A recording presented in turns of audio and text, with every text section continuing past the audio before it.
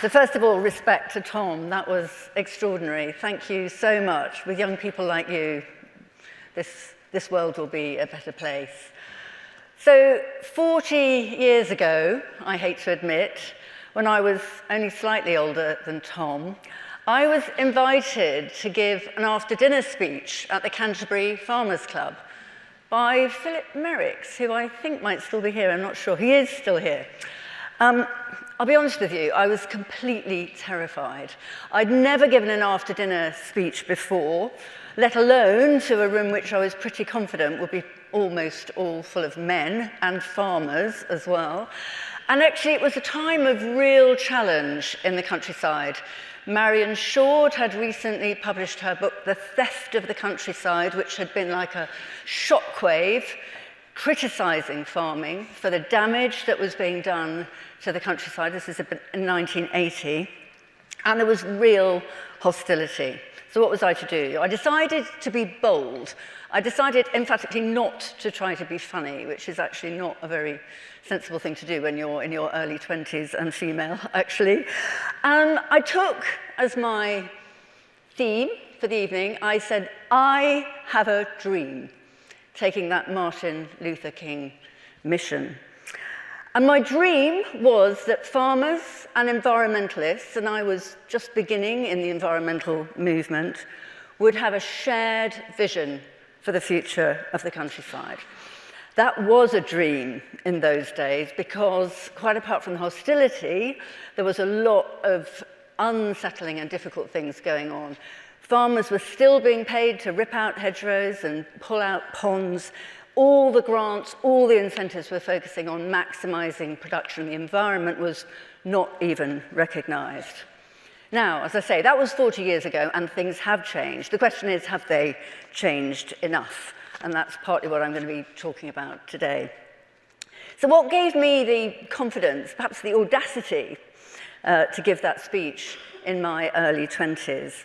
I was a young conservationist, a young campaigner running a tiny charity called the Council for National Parks.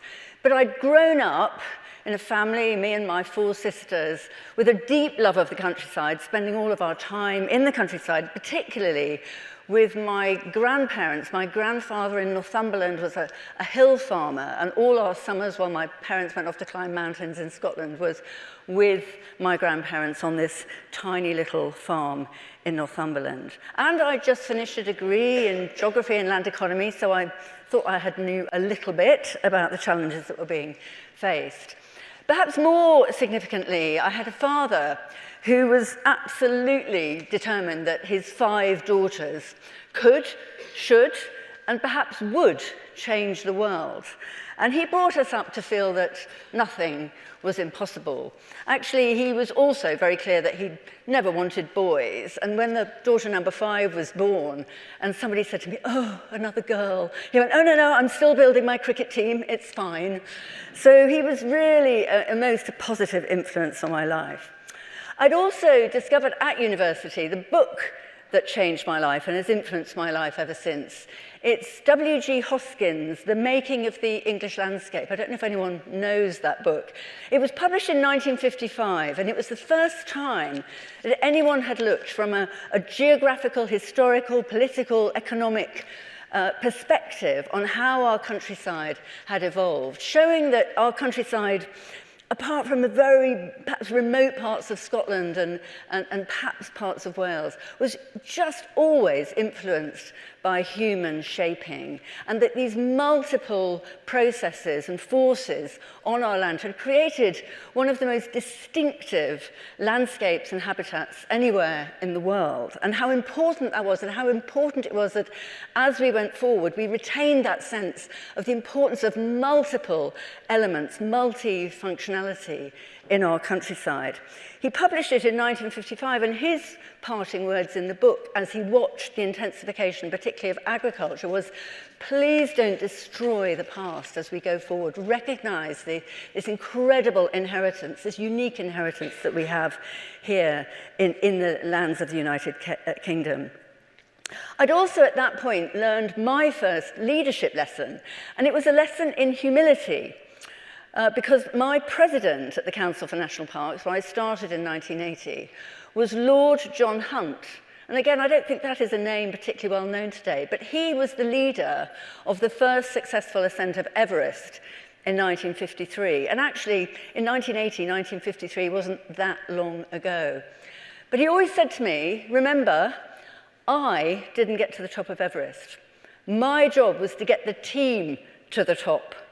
And he said his philosophy of leadership was always about enabling something good to happen. So he said, don't harangue people, don't bash people over the heads, make sure they think that good ideas are their ideas. And that influenced all our work and all his work and all his life. So my speech, I Have a Dream, tried to capture all of those elements of my personality and beliefs as they were evolving. And frankly, my life ever since has really been about following that dream, a shared vision for farming and the environment. And we've had some good things happen. Those capital grants went in the 1980s. We managed to get the first environmentally sensitive areas in the 1980s. In the 90s, the CAP, we began to get greening. I was lobbying in Europe, traveling around with the Council of Ministers. We were really working hard on the reform of the CAP. And I had the chance to lead both at CPRE, the National Trust, and now I chair the Royal Ag University and the National Audit Office. So I have had opportunities to really shape and lead those organisations. There have also been many downs. Lip service being paid for the environment, government making promises and then reneging on them. Where have we heard that before? The whole kind of 2001 foot and mouth disease, just as I arrived at the National Trust, the whole countryside closed, the crisis in livestock farming, which had a deeply, deeply wounding effect for many years. And of course, the fact that despite progress, the climate and nature crises were always getting worse. And I also had some profound personal challenges, which I'll mention in a moment. Because I think we all learn more from the downs than we do from the ups in our lives, don't we? And my two biggest personal challenges were, first of all, going in to the senior civil service in the late 90s to run the women's unit, which was a big surprise, both to me, possibly, and everybody else. And that's a whole other story, but I tell you, it was extremely challenging. This was not a favoured place to be at that point. And also, leading changes at the National Trust, I called it my arms open vision, trying to get the Trust to love people as much as it loved places, whether rural or historic houses, and at a time when the Trust didn't really think it needed to change. So these forced me to build and grow my own resilience in the face of really challenging and critical press coverage and internal and quite kind of difficult relationships. I learned how to keep my head up, how to look out, and how to look forward, which I think has been an underlying theme of this conference. But I don't need to tell you about challenges, do I? We've talked about that all conference, really. And honestly, in my 45 years working in the sector, I have not seen it worse. We know the reasons: an unclear, unpredictable policy environment, big shifts in the economics, both of farming and rural land management and the wider sector. And, of course, the growing and felt impacts of climate change and nature, which really are having a profound effect on how people can operate. So it's a time of huge uncertainty anyway, and where we get some welcome announcements, such as the change in the threshold of inheritance tax, and many good and promising announcements in Emma Reynolds' speech yesterday, I think we're still left with the feeling, does the government really understand the countryside? Does the government really care about the countryside, which is deeply unsettling? But there's more and deeper challenges. What worries me are things like the big disconnect between people, food, and farming that was mentioned this morning. The increasingly unhealthy society we live in, and the huge pressures that's placing on the NHS. And the growing fissures between town and country, which have definitely got worse but since COVID. So it feels bad. And you know, it is bad. Tim Jackson and Charlie Taverner for the Food Farming and Countryside Commission showed how a handful of global giants are now flooding the market with cheap, unhealthy, ultra-processed food and stripping the profits away from farmers. So it's not just government. We need to address all of the challenges we face. And we've seen people doing that. We've seen some amazing examples of leadership in this conference just in the last 2 days, because we're increasingly clear what we need to do. We know what good looks like. It's about sustainable systems, about soil health, regenerative and circular practices, about healthy food, especially local food, about clean water, about a nature-rich environment, and good, rewarding jobs and social context for people. And there are many, many people now who are getting on and doing those things and getting the rewards from it, despite this difficult climate that we live in. And most excitingly for me is this new localism we're now talking about, particularly led by farm clusters, working with local authorities, local institutions and charities, to build new markets, to create landscape-scale projects and integrated rural development approaches. And in those places, and we heard about Dartmoor and Cumbria yesterday, and hopefully there'll be more, there's incredible energy and vision. And I'm so glad to hear the government embracing that new form of localism.